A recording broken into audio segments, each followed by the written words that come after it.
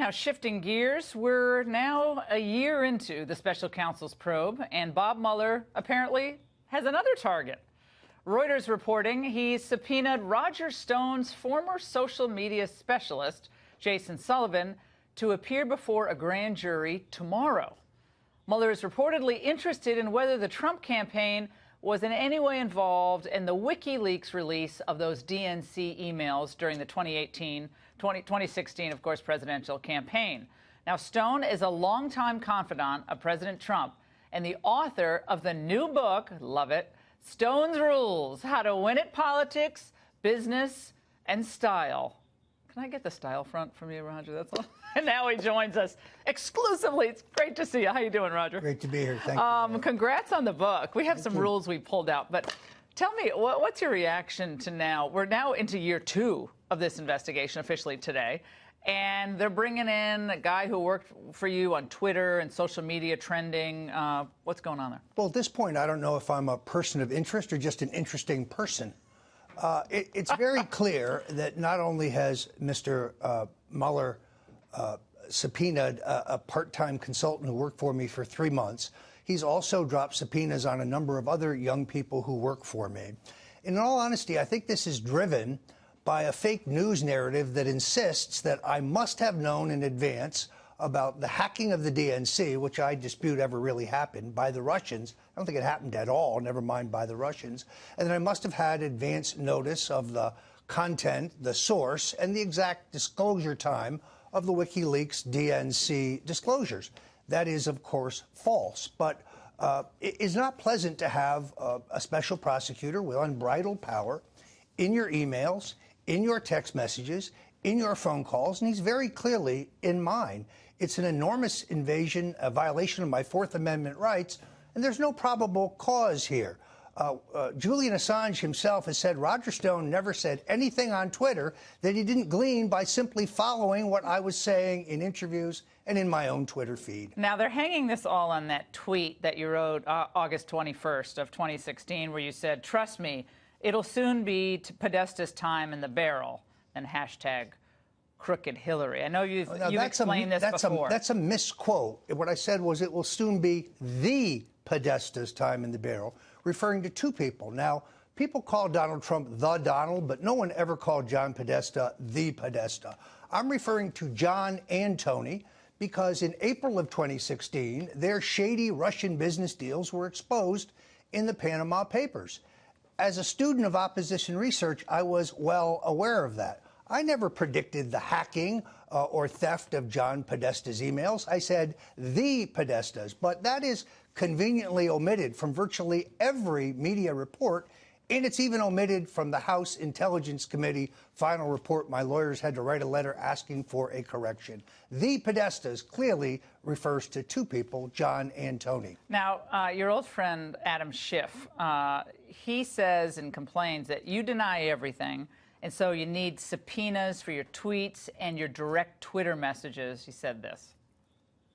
What we ought to do if we're doing a credible investigation is subpoena Twitter for direct messages that went to these particular handles or that came from Roger Stone so that we don't have to accept and rely upon the word of Roger Stone, which I think is a hazardous thing to do.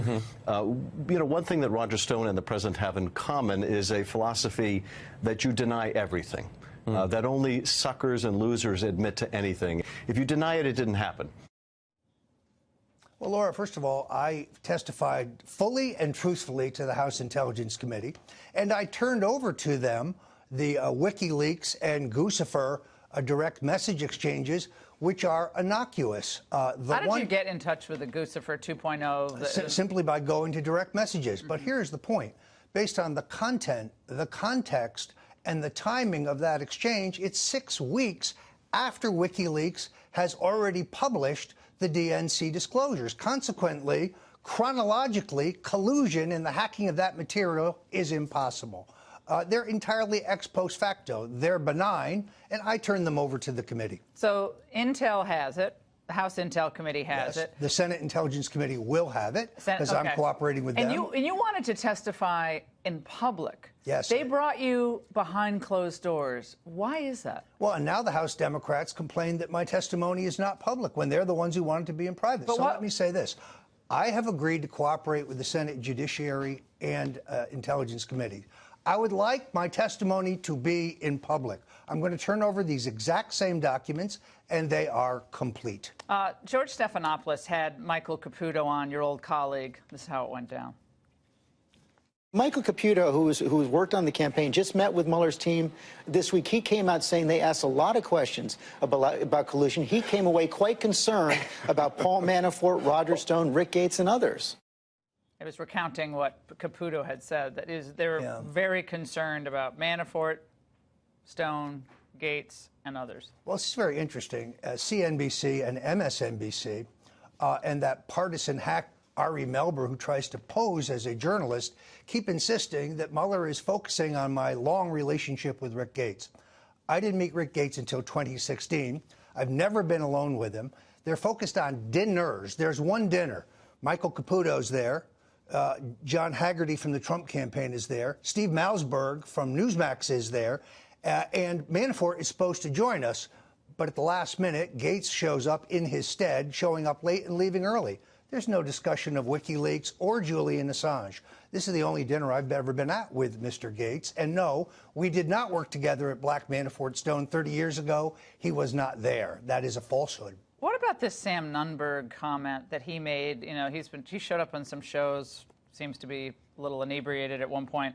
But this was also back in March, going back to what you said about Julian Assange. Let's watch.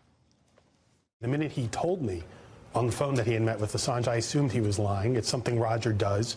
It's one of the Stone rules. It's a tactic. It's a Trump tactic, too. Take credit, insinuate yourself. When you say it's something he does, you mean Roger Stone lies to people like you, his mentee?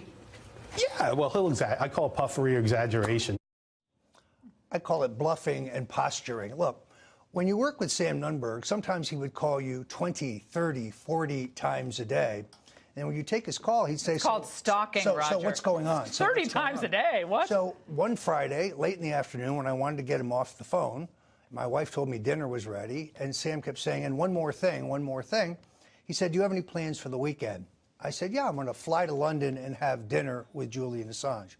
It's shtick. It's a throwaway line. It's a joke. So what we talked about on the Angle are things taken out of context. Right. Then they're isolated. Right. Then they're blasted out. Well, then they're used to smear people. That's the art of a smear. And when I figured out he believed it, I milked the joke in an email. But I produced airline records.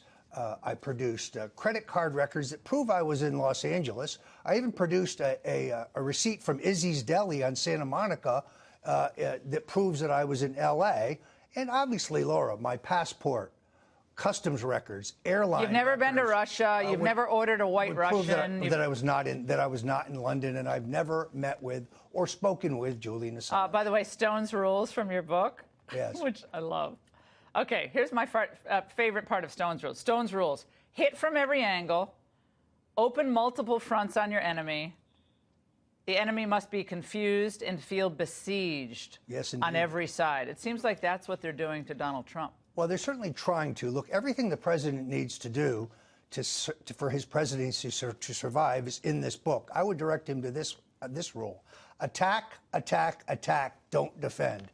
I love it when he calls out the fake news media. I love it when he exposes what is the greatest political scandal in American history, the use of a phony dossier to rationalize the surveillance by the state, using the power and the authority of the state to spy on the Republican candidate for president.